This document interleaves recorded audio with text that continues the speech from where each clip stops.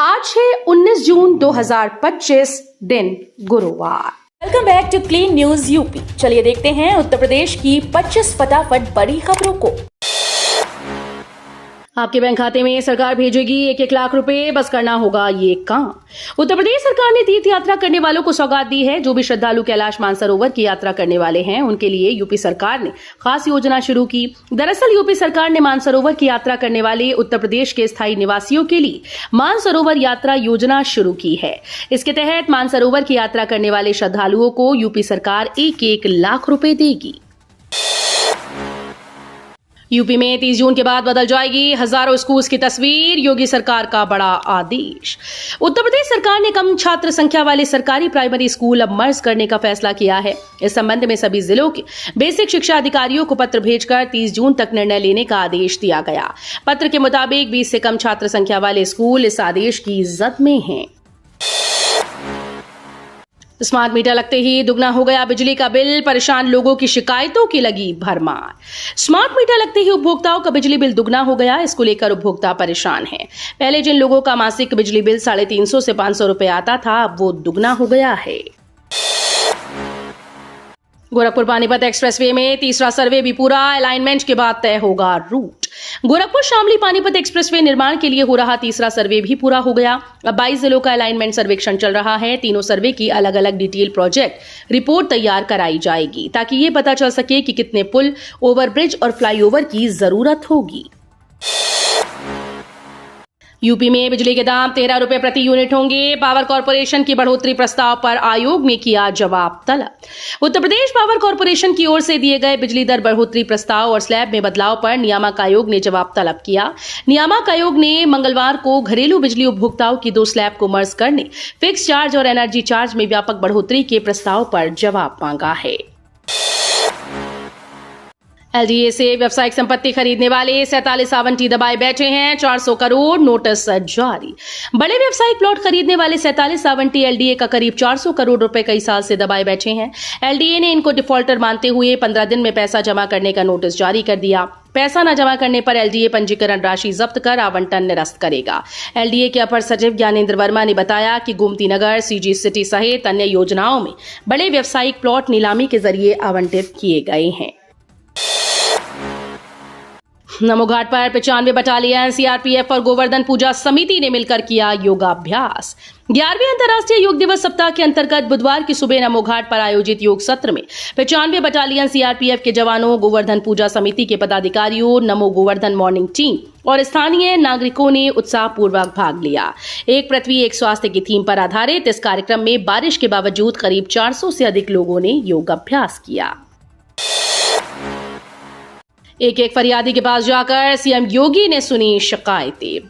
CM Yogi Adityanath ने बुधवार सुबह गोरखपुर के गोरखनाथ मंदिर में जनता दर्शन के दौरान एक फरियादी के पास जाकर शिकायतें सुनी। सीएम ने वहां मौजूद अधिकारियों को लोगों की समस्याओं के तत्काल समाधान का आदेश दिया। सीएम योगी का आज दिल्ली जाने का भी कार्यक्रम है। बताया जा रहा है कि वो वहां राष्ट्रपति द्रौपदी मुर्मू को गोरखपुर में आयुष महाविद्यालय के लोकार्पण के लिए आमंत्रण देंगी। देश में 10 स्थानों पर एचसी बेंच को लेकर विचार, आगरा के लिए खुशखबरी। आगरा में हाईकोर्ट बेंच की मांग लेकर मंगलवार को सांसद राजकुमार चाहर के नेतृत्व में अधिवक्ताओं का प्रतिनिधिमंडल केंद्रीय कानून मंत्री अर्जुन सिंह मेघवाल से मिला।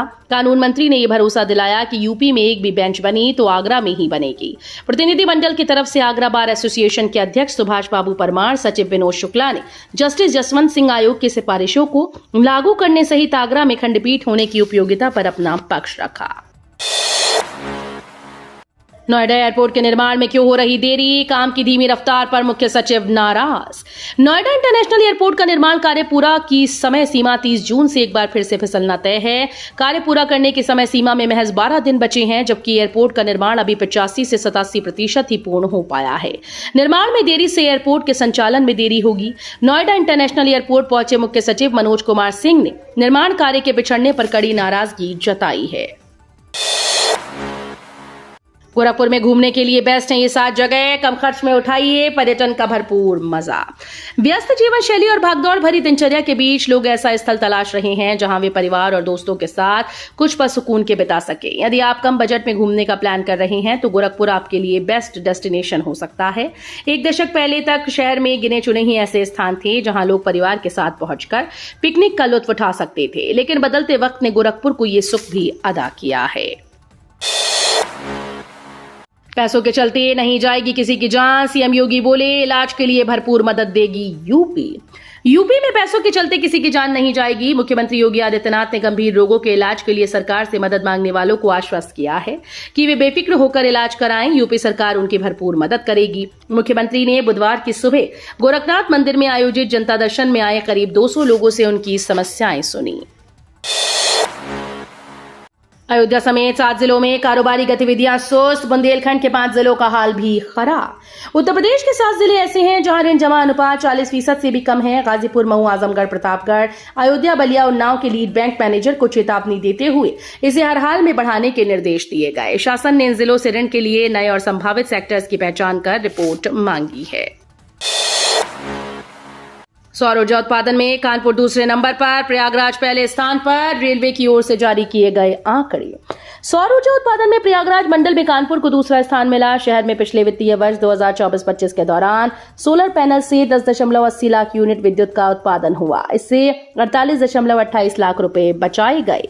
वहीं प्रयागराज मंडल ने दौरान 42.19 लाख यूनिट से अधिक उत्पादन कर 1.6 करोड़ रुपए से अधिक राजस्व बचाया।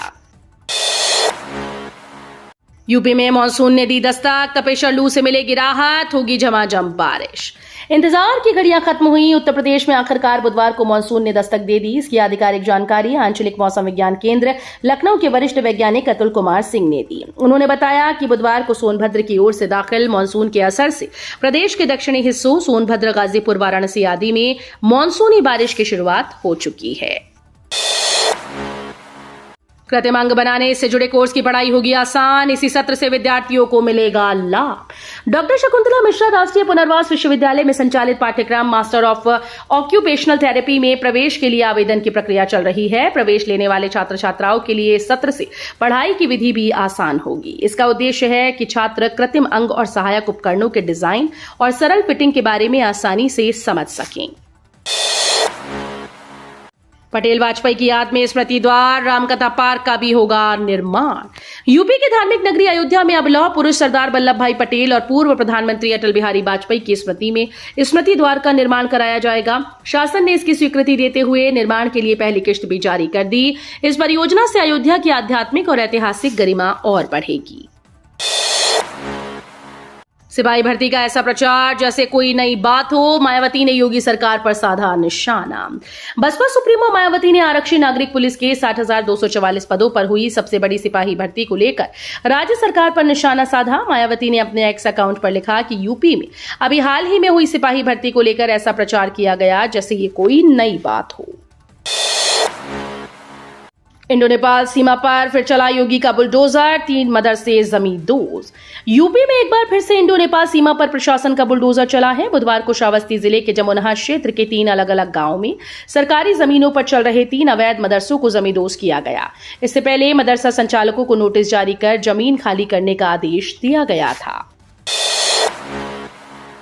रामपुर में किसानों को सिखाए गए खेती के नए गुर, जैविक और गन्ना खेती पर दी गई विशेष जानकारी। विकासखंड सभागार में मिशन एग्रीकल्चर एक्सटेंशन की आत्मा योजना के तहत ब्लॉक स्तरीय कृषक सलाहकार समिति की बैठक आयोजित की गई। बैठक की अध्यक्षता ईडीओ कृषि भानु प्रताप सिंह ने की। इस दौरान किसानों को प्राकृतिक, जैविक और गन्ना खेती से जुड़ी आधुनिक तकनीकों और फायदों की जानकारी दी गई। सीएम योगी के होर्डिंग से छेड़छाड़, पुलिस अफसरों में मचा हड़कंप, खंगाली जा रही सीसीटीवी फुटेज। साहिबाबाद थाना क्षेत्र के इंडियन एयरफोर्स गोल चक्कर के पास लगे मुख्यमंत्री योगी आदित्यनाथ के होर्डिंग के साथ किसी शरारती तत्व ने छेड़छाड़ कर डाली। आरोपित ने मुख्यमंत्री के फोटो पर चेहरे के पास काले रंग की टेप लगा दी, जिससे उनका फोटो खराब हो गया। वहीं सोशल मीडिया पर यह वीडियो वायरल होने के बाद आनन फानन में पुलिस मौके पर पहुंची और होर्डिंग को हटवाया। ईरान इजराइल संघर्ष भारत के लिए बहुत, सीईए नागेश्वरन ने दी चेतावनी। ईरान इजराइल संघर्ष दुनिया के लिए ही नहीं बल्कि भारत के लिए भी खतरनाक साबित हो सकता है।